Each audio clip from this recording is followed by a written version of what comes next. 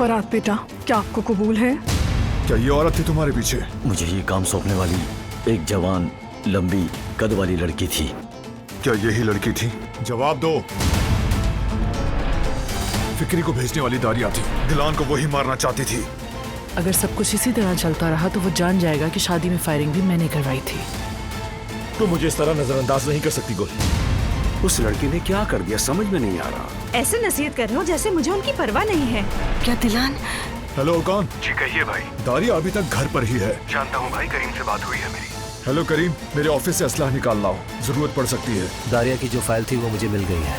हर चीज हमारे कंट्रोल में ही है। मोहतात रहना बहुत। दारिया